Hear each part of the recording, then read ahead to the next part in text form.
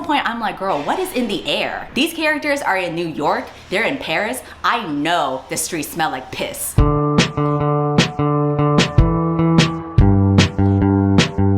Welcome to Cook and Book, the show where I cook very badly while I talk about books. It's been a while since I last did something like this, but people had said that they missed this segment, even though I also got a lot of people saying that it was very painful for them to watch me cook. So I think it's like you enjoy this kind of pain. My cooking skills are criminal, and so are the books that I have been reading. I've been watching shows about criminals like Inventing Anna, The Dropout, The Tinder Swindler, so I've kind of been in the headspace for stories about criminals, and I thought I would transfer that over to literature. So recently I read books featuring main characters who are thieves or serial killers or con artists or some variation of criminality. I think I got a good variety of books because they were 3, 4, and 5 stars. And speaking of murder and mysteries, it would only be fitting for me to plug in June's Journey, which is a sponsor of today's video. This is a hidden object mystery game set in the 1920s. It is completely free to download on your phone. The goal of this game is to basically find a bunch of objects that are hidden in these beautiful and carefully crafted sceneries. I feel like the appeal for me whenever I read murder mystery books is the atmosphere, and I think that this game matches a similar vibe because you get that immersive feeling from all the different scenes that are set in the 1920s. The main character is June Parker, and you follow her as she's trying to solve the mystery of the murder of her sister. And there's also a few subplots where she's trying to solve her own friend's problems or getting into other tricky situations. So there's a lot of storytelling as you're going through all these vivid scenes. It gives you just enough of a challenge for you to test your observational skills, but you're not having a headache from trying to figure this out. It's still a very relaxing game to play. If you are interested, you can go ahead and click on the link in my description to download the game and find out more about it. All right, now let's start with the cooking segment. This time I am not cooking from HelloFresh. A couple days ago, I cooked a huge batch of rice, hence why we're gonna fry this baby up. For my veggies, we're gonna use a bag of frozen peas. For the protein, I have some Spam left over. For the sauces, I'm gonna use oyster sauce, soy sauce, and sesame oil. This is a pretty straightforward recipe, so I'm gonna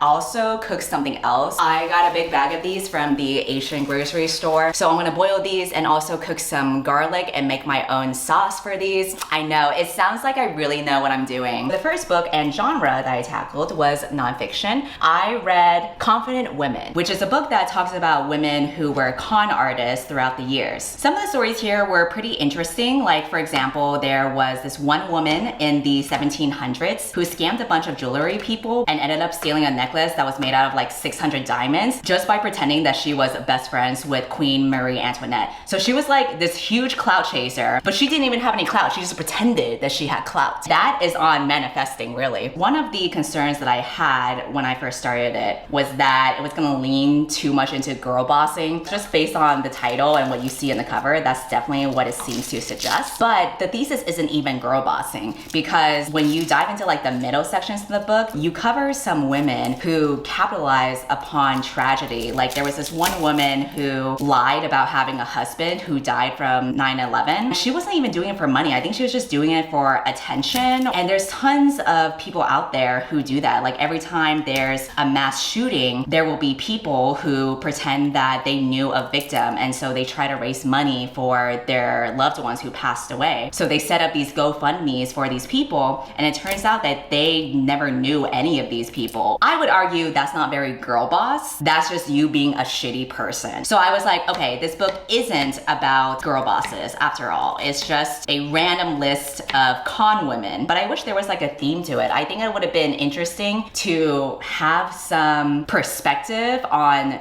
the psychology behind why these women are lying, and also go into all the factors that had pushed them to do all these things in the first place. Because a lot of these stories that the author referenced were from throughout the 1700s and 1800s. I feel like there are so many historical factors for why they had to do that, because it was the only way to survive. I think there's a lot of commentary that you can make about class and how that's different between each time period. The author does show women of color who were con artists as well, out, those were opportunities to dive into race. I didn't really see much of a difference between reading Wikipedia articles about these women and reading this book. So because of that, I am rating this 3 stars. The next book that I read was called They Never Learn. This is a mystery thriller that is focused on a serial killer who in her regular life is an English professor, but her secret is that she goes around killing a bunch of rapists because she changes up the way that she kills them every time. She tries to make it look like an accident or a suicide, and because of that, like, no one has suspected that there's been a pattern or anything like that. So the story begins when she kills this frat bro. But then some people get suspicious because he never seemed like the type that was suicidal in the first place. And they start this investigation to figure out what's going on. And for her to kind of be close to everything, she joins that part of the investigation as well. There's another storyline that we follow about this freshman girl. She's very shy and quiet, but she's relieved to go to college and be free from her emotionally abusive father. She gets paired up with this roommate who is very extroverted and confident, and she starts to have like this attraction to her roommate, but then her roommate ends up being sexually assaulted. The girl then becomes obsessed with making the attacker pay and gets all these fantasies about enacting revenge on the guy that assaulted her roommate. Essentially, it is about women who are really pissed off at rape culture and having to get justice in their own hands. If you have been on my channel for a while, you should know that I am one of the very stereotypical feminists who hate men, and that I am also a very hateful and bitter person. You would think that I would enjoy this book. However, I'm finding that my hatred and bitterness runs so deep that I couldn't even enjoy this book. So I am once again in the middle with rating it 3 stars. I can see how people might enjoy it and see how it is cathartic, because if you're just looking for a story where men are getting killed and this woman is doing vigilante justice and there's nothing more than that, then this could be the book for you. I also think that if you enjoyed the movie Promising Young Woman, this would also be a book that you would enjoy, because it follows like a similar plot with this woman taking action in her own hands with getting revenge. But I think for me personally, I'm getting kind of tired of stories or characters that revolve their entire personalities around hating men. Now listen, I'm very well aware that I am one-dimensional like that, but just because I'm one-dimensional doesn't mean that my books should be. I think I just need more from stories other than let's kill all men, let's go girl power, girl boss, pussy queen. I'm sure they can be fun, but I think when they try to wrap it around this messaging of feminism, I just am not impressed with that kind of surface level feminism. I just get tired of it. I think it's just too easy to write or depict something like that and just have a bunch of women get excited about it. What I would find more compelling is if the book had more nuanced discussions about gender dynamics and rape culture, or at the very least, don't show all of these men as stereotypical people. To kind of simplify it into these caricatures of men, I don't think really adds anything to it. The next book that I read was Little Thieves. This is a young adult fantasy that is a retelling of the Goose Girl. If you're not familiar with the Goose Girl tale, basically it originally featured a princess who was very spoiled, but then her identity gets stolen by her handmaid who poses as the princess. She finally gets a personality other than being a rich bitch, and it's like character development for her. So this specific story is about the maid that stole the princess's life. We get this whole background story about her, like when she was a little kid, her mother saw her as an unlucky child because she was the 13th child and she kept on bringing bad luck ever since she was born. So the mother gives her up to Fortune and Death, who are these two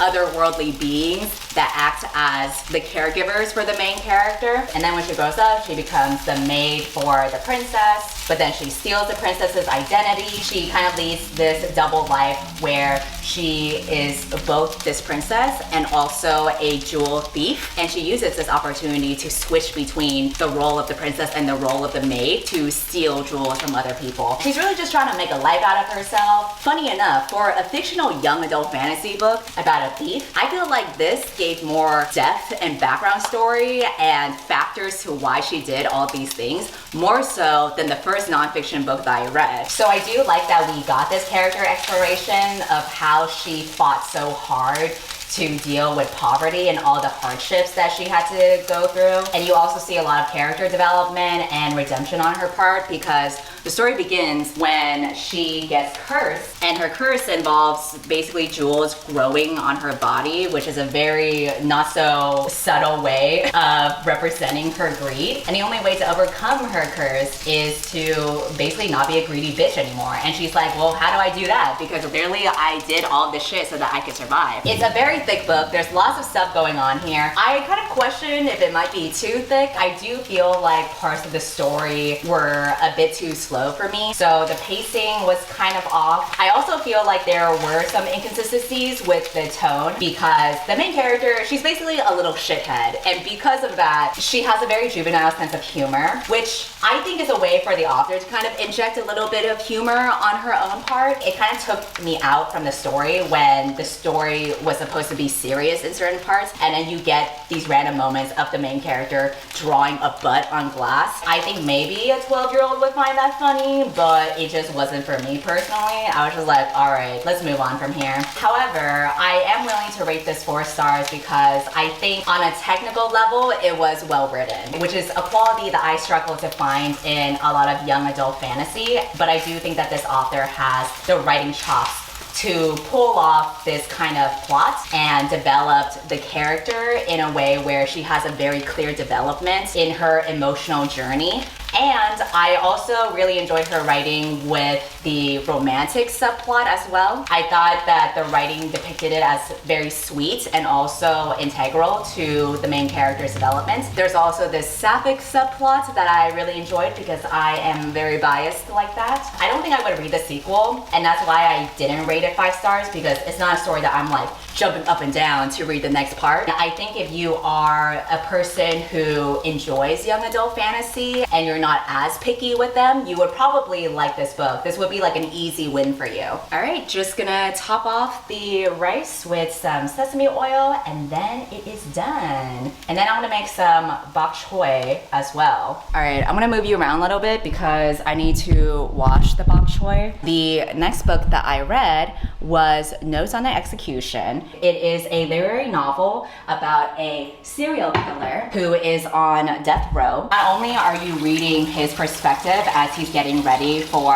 execution, you also get the perspectives of the women that he has affected in his life. So the first perspective is his mother. You go all the way back to when his mother was in an abusive relationship with a man, and she gave birth to him and his younger brother when she was 17. Her perspective gives some insight with the way that he grew up. He obviously had a very rough upbringing, very traumatic as well, because you do see her having to abandon him out of desperation and just as a way to save her own self. You also see the perspective of a girl who was part of his childhood when he was in the foster care system, who would later grow up to be a policewoman that is trying to track him down when he is going around killing all these women. And the third perspective that you see is not his wife, but his wife's twin sister. And you see her perspective as her sister is in this relationship with this man who is very sus and manipulative, and her loved one is basically going through this cycle of abuse with him. So you get all these women's perspectives of them reflecting all of these choices and all of these factors for how this situation happened in the first place. How did it all lead up to this moment with him being on death row and being executed? And also, how do we find meaning in the psyche of a violent man and a man who doesn't seem to feel emotions or love or empathy for other people? Like, how do we make sense of that? I rate this 5 stars. I was debating between rating this 4 at first because I did find the middle part to be less engaging. I kind of got bored within the middle. I also was not a fan of the policewoman's character. The whole thing about her knowing this guy since childhood, since they were in the foster system, and then her being obsessed with taking him down because she has this personal story with him. It was leaning a lot towards a stereotypical crime drama about a cop who's going against their superior's orders because they're so obsessed with their own like personal agenda with this criminal. It's something that I felt like was more of a cop story rather than a literary novel at times. But I could also be very biased because ACAB. However, I think the last 1/3 of the book was very engaging. I was super absorbed reading it. So the reason why this book was on my most anticipated reads was because I really liked that we were getting the women's perspectives, and it wasn't just centered on the man, but how this man affected these women's lives. I was also very curious about whether the author would try to make us sympathize for the main character, the serial killer. And I came out of it realizing she didn't give us an answer one way or the other. She didn't tell us what to think about him, whether he deserves death, whether he could have been redeemed in some way. She left it up to us by giving all these varying perspectives. And that is all thanks to the fact that you get to read about the women who have been affected by him. I don't like it when an author goes on a soapbox and tries to get me to believe a certain thing. I like it when an author gives you everything to come away with your own conclusions and have your own stance. That's much harder to pull off, but I think that the author did a good job with that. I think the only concrete stance that you can get from this book is that the death penalty is pointless. It doesn't really serve anything. It doesn't really give you justice. It doesn't make you feel any better. But I think an interesting question to ask is whether redemption could have been possible. I feel like it's a great book to discuss with other people. I also thought the ending was very well done. The author just wrapped it up in a great way, just like how I'm gonna wrap up this freaking bok choy and garlic. Okay, I'm gonna try to make the sauce while I talk about the last book that I read, which was Portrait of a Thief. This was also one of my highly anticipated books for the year. This is a contemporary novel about a group of Asian American college students who are all geniuses at school. They get an offer by this mysterious Chinese company to steal 5 priceless pieces from museums in the West. These pieces were stolen from China because a lot of art that you see in museums were looted from several countries, and it's just like really another way of colonialism. So by this Chinese company specifically hiring Asian Americans who are dealing with the diaspora, very on the nose, the Chinese company was like, yo, we could make a whole metaphor out of this, and they offer a huge amount of money too if the college students can pull this off. So the students are like, hell yeah, I got loans to pay. Harvard is fucking expensive, y'all. So we have all the archetypes that make up heist. We have the leader, also the main character of this book. He's the guy that gets everyone together and plans this out. He's the art history major. So the pressure is on for him to pull off this mission, because what the hell else is he gonna do for a job, you know what I mean? What you need to understand is that this is not actually a heist novel. This is more of like a literary take on a heist novel. The main part of the story is more about the characters' identities as Asian Americans and how they grapple with diaspora. It's very important. Damn, I got a getaway driver outside my window right now. It's very important that you understand this so that you can suspend your disbelief with the fact that these college students who have had no experience with heists are able to pull this shit off. They literally have no idea what they're doing. The way that they try to figure out how to pull off a heist is by watching Ocean's 11. If you're trying to pull off a heist for all these big name museums, you probably shouldn't coordinate all of this through text messages and WhatsApp or Google Docs or anything like that. They also carry the stolen art in their luggage in airports. I'm not a thief, but I don't think you can actually do that and get away with it. There is no way that a big Chinese corporation would hire a bunch of dumbass 20-somethings to do this when they could have just hired like actual professionals. But again, maybe the Chinese corporation was like, yo, we gotta do this for the metaphor. So I'm like, all right, this heist isn't very strategic, but we'll go along with it anyway for the vibes and for the metaphors. I think what also helped distract me was the surprise of a sapphic relationship. And you know I'm very biased when it comes to this stuff. This became my favorite part of the book. I'm like, I don't even give a shit that this heist makes no goddamn sense. I'm just here for the sapphic shit right now. They had the most tension than the plot itself. So every time they had a scene together, I was like, all right, tell me more, boo. Speaking of sapphic sweetness, I'm done with my sauce, which means the entire cooking compilation is complete. Let me show you what I have.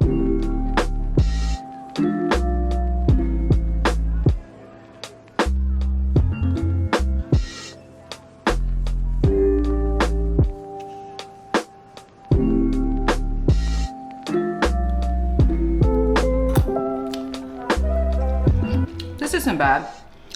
I like how the Spam turned out. Let's try the bok choy.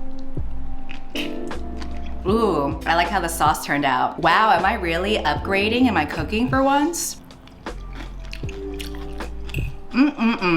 All right, before I summarize my thoughts on this book, I want to make a disclaimer, and it's that I am aware that the author's sister reads reviews of this book. I also know that the author is active online and she has a lot of friends who are very active online. So if you are one of those people, please click out this video because I am very tired of authors being in readers' spaces. This is not for you. This is just for viewers and readers. So please do not harbor any resentment against me. I have been blocked by an author because they crept onto my YouTube channel and saw I rated their book 3 stars. So I actually try to be mindful of picking up any book that is written by an author who is online a lot. I actively avoid those authors, but this book just fit the theme that I'm going for with this month so well. So I'm taking the risk by reading it, but just because I didn't love it doesn't mean that your book will suffer in any way. I'm just a random internet person. Your book is a #1 bestseller. I'm an irrelevant person, so please do not harbor any resentment against me, and also get the hell off of my channel. This is not for you. If you decide to still watch this, any hurt feelings is your fault. All right, so this book, I have mixed feelings about it. I think if I read it when I was a college freshman taking an Asian American Studies 101 class, I probably would have rated this 5 stars. But now I'm a jaded, bitter old lady. I love the idea of reclaiming stolen art and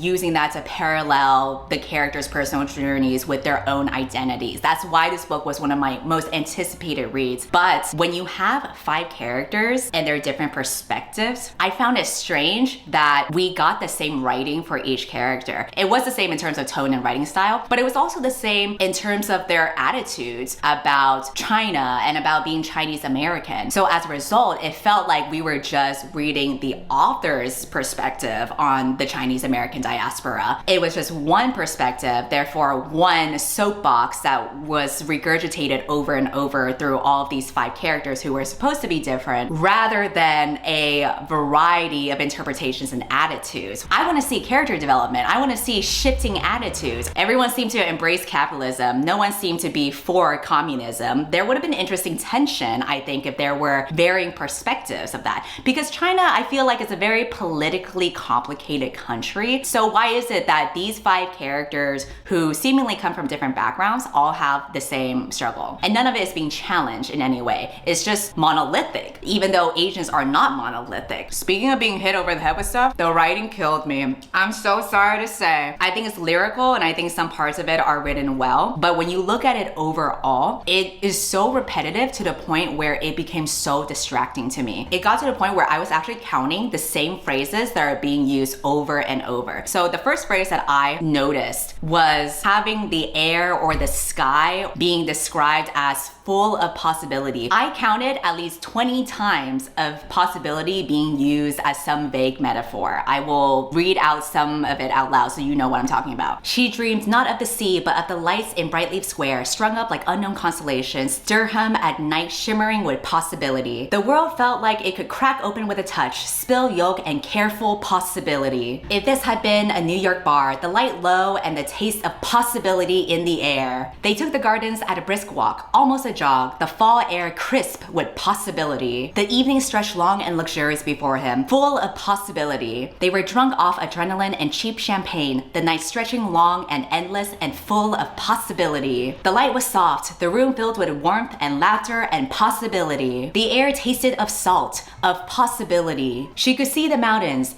limed in gold and possibility. The feel of her foot on the pedal, the smell of smoke and gasoline and possibility. The feel of the night air on her skin, the sound of her car beneath her palms, the smell of smoke and gasoline and possibility. Now the future stretched out before her, bright and full of unexpected possibility. It goes on and on like that. Again, I counted at least 20 times of this metaphor being used. At some point, I'm like, girl, what is in the air? These characters are in New York, they're in Paris. I know the streets smell like piss. That ain't possibility. So I'm clearly smelling a different thing here because I've never smelled possibility in my life. Also, there are 2 groups of characters characters that have romantic tension with each other. They have very different dynamics as a couple, but the romantic tension is described in the same way between those couples, where it's interchangeable. They will describe the curve of the character's lips or cheeks, as well as the hollow of the character's throat. Not only does that become repetitive, it also makes the characters read the same way. There are also several paragraphs that start off with some variation of "it began like this," or "it started like this," or "it happened like this." Like that's kind of the preceding sentence before the writing then lists a bunch of descriptive fragments of the scene or what the characters are doing. I counted this to be at least 20 times. Again, I'm gonna read it out loud so you can feel the repetition with me. It began like this.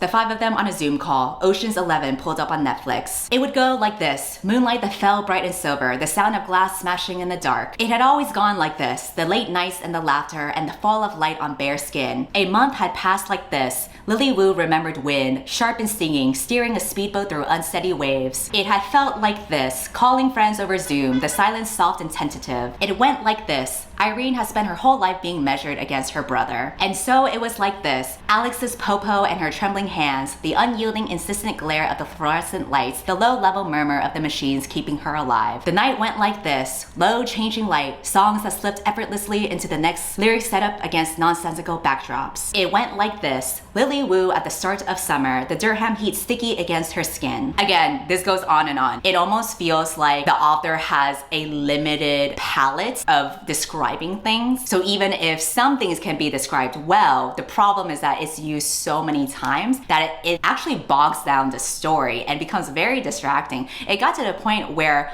I felt like I could outline each chapter with the same structure because most of the chapters have the same format. It usually starts off with describing the weather or the sky. Then a character will do something or say a line of dialogue. And in between every small gesture or every tiny line of dialogue, there's gonna be 1 to 2 paragraphs dedicated to them dwelling on the diaspora or the weight of their parents' expectations or how they weren't Chinese enough. And then they do one single gesture, like they moved 1 step forward. And then again, they contemplate the same thing over and over. And then in between, this is how it starts. A character doing this, the sky full of this, a character doing this. And then if you want to have romantic tension, the hollow of their throat, the curve of their cheeks and lips. And then you end the chapter with a vague reference of possibility in the air. I feel like if you're going to reflect over something so much to the point where it's in between every single action that a character does, it needs to provide a new layer to their character development or some kind of change, something that has the character developing in their internal journey in some way. Instead, we got the same reflections written in just slightly different ways applied across all 5 characters. Anyway, by now the author and her friends and her sister are probably gonna block me on Twitter or put me on a blacklist somewhere. So it was nice knowing y'all. Do not worry, I am of no threat to you. I am just a random person eating their bok choy. My food is full of flavor and possibility. Go ahead and unsubscribe and goodbye. I know I'm yours, baby. So come give me love. You know you're mine, baby. So come give me love.